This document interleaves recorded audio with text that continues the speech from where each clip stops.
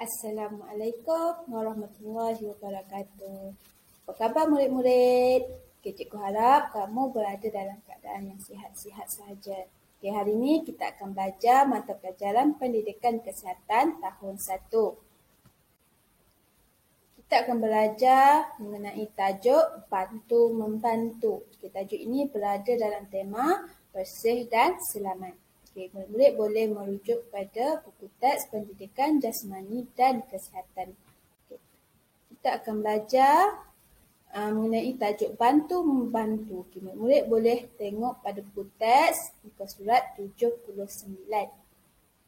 Kita pergi kepada situasi yang di atas dulu. Tengok. Alicia sekeluarga sedang makan bersama-sama. Gambar ini merujuk kepada keluarga Alicia. Ini situasinya mereka sedang makan bersama-sama.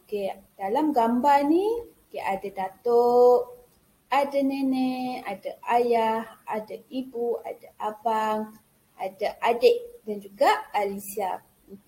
Baik, kita tengok dialog percakapan mereka semasa mereka makan bersama-sama. Kita tengok pada Datuk yang berbaju kuning ni. Dia cakap, tolong hulurkan air. Dia cakap dia minta tolong daripada abang. Abang ni yang pakai baju biru yang sedang bawa gelas tu. Apa yang dijawab oleh abang? Ini airnya, Datuk. Kemudian kita pergi pula kepada ayah. Ayah adalah yang memakai baju berwarna ungu. Dan juga Alicia. Alicia ni yang memakai baju berwarna merah. Alicia cakap, sila makan. Alicia menjemput semua ahli keluarganya untuk menjamu selera, untuk makanlah. Dan apa yang Alicia lakukan tu? Alicia sedang menghidangkan makanan. Apa yang ayah dia cakap? Ayah dia cakap, terima kasih Alicia. Macam itulah bila kita menerima pertolongan daripada orang atau ada orang membantu kita, kita perlu mengucapkan terima kasih. Seterusnya kita pergi kepada ibu. Ibu, apa yang ibu dia cakap? Alison, jangan guna telefon bimbit semasa makan. Ibu telah menegur adik Alicia yang bernama Alison ini yang memakai baju warna hijau supaya tidak menggunakan telefon semasa makan bersama-sama. Apa yang dijawab oleh adiknya? Baik, ibu. Macam itulah bila ibu menegur kita, kita perlu menjawab dengan kata-kata yang sopan. Jangan kita bersikap tidak elok dengan ibu kita. Kita bersikap kasar, menjawab yang kasar dengan ibu. Tak boleh ya. Kemudian, ini adalah situasi semasa mereka sedang makan bersama-sama. Seterusnya kita pergi pada gambar yang di bawah, iaitu gambar apa yang mereka buat selepas makan. Apa yang keluarga Alicia ni buat selepas mereka makan? Selepas makan, mereka membuat kerja rumah. Kita tengok gambar yang pertama tu. Ada dua orang lelaki, itu ayah dan juga abang Alicia. Apa yang dilakukan? Ayah Alicia ni sedang mencuci pinggan dan dibantu oleh abang dia. Abang Alicia ni membantu ayahnya untuk mencuci pinggan. Seterusnya, ibu Alicia pula buat apa ya? Ibu Alicia sedang menjemur pakaian. Ibu Alicia menjemur pakaian. Gambar yang ketiga pula adalah gambar Alicia sedang membantu ibu dia. Apa yang dibuat oleh mereka ni? Alicia membantu ibu dia untuk mencuci pakaian. Berdasarkan gambar-gambar ini, apa yang cikgu nak ceritakan sebenarnya?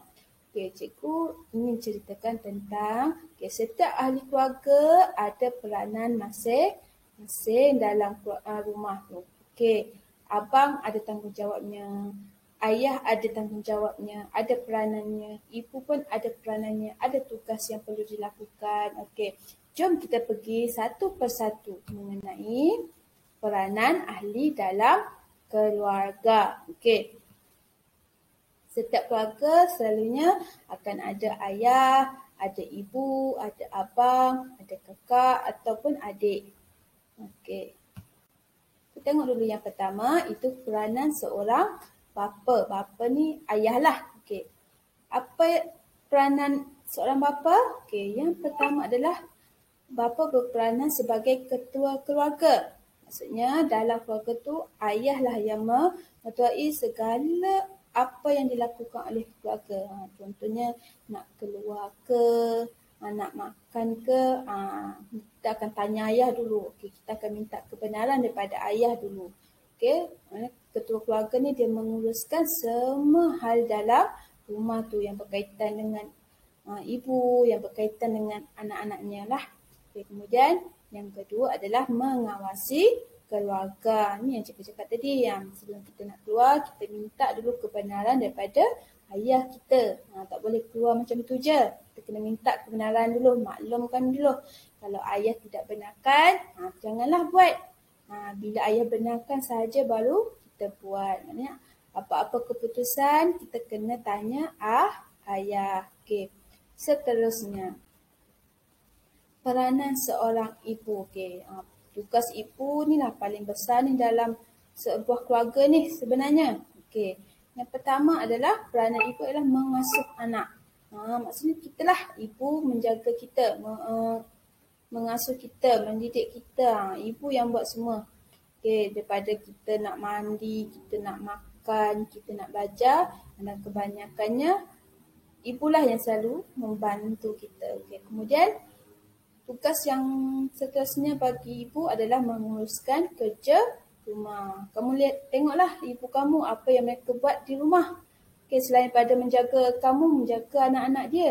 Okay, apa yang mereka buat adalah mereka menguruskan kerja rumah. Kerja rumah ni maksudnya macam aktiviti memasak, membasuh pakaian, mengemas rumah. Itu adalah kerja-kerja ibu. Okay, kemudian kita pergi pula kepada peranan seorang abang. Apa pula peranan abang ni? Okey, selalunya abang berperanan untuk membantu bapa. Okey, contoh bila ayah tak ada kat rumah, bapa tak ada kat rumah, selalunya abang akan menolong.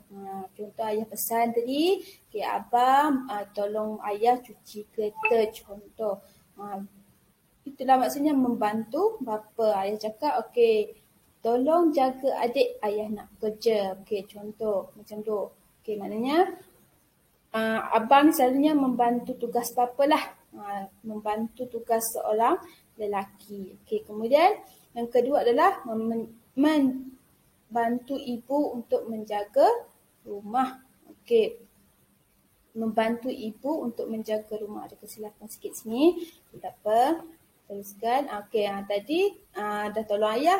Abang juga berperanan untuk membantu ibu menjaga rumah. Maknanya abang ni dia kena lebih kuat lah untuk menjaga rumah. Menjaga rumah ni maksudnya menjaga keadaan rumah tu lah.